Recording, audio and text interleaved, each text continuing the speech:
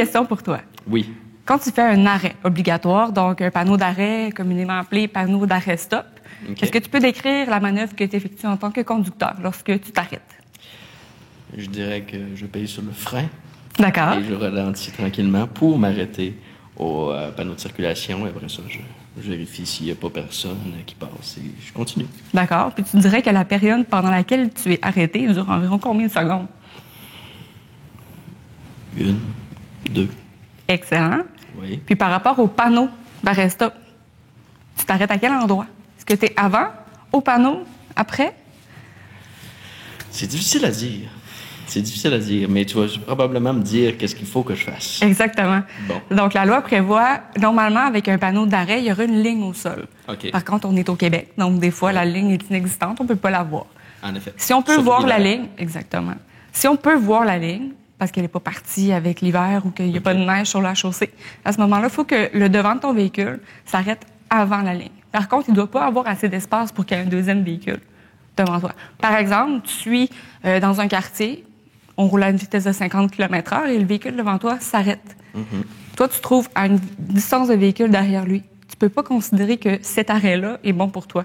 Donc, tu ne peux pas suivre le véhicule qui te précède. Tu dois, à ton tour, t'avancer, t'arrêter complètement à la ligne d'arrêt et par la suite faire les manœuvres que tu as expliquées, à savoir si la route est libre. Et par la suite, tu peux poursuivre. Excellent. Mais est-ce que tu savais une chose, c'est qu'au niveau des arrêts obligatoires, même les gens qui savent où s'arrêter, souvent, ils vont plus vite qu'un arrêt complet. OK. Donc, par mon expérience, les constats d'infraction que les policiers émettent par rapport à des vitesses qui sont trop élevées ou par rapport aux panneaux d'arrêt. Les panneaux d'arrêt, le grand problème, les gens, des fois, ne voient pas les panneaux parce qu'ils sont distraits, mais la plus grande problématique, c'est que les gens traversent l'intersection à une vitesse entre 5 et 25 km/h qui sont constatées par les policiers. Puis pourquoi ça? C'est parce que quand on s'arrête, quand on est en mouvement, puis qu'on ralentit au point où le véhicule est presque en arrêt, le véhicule est quand même en train de bouger.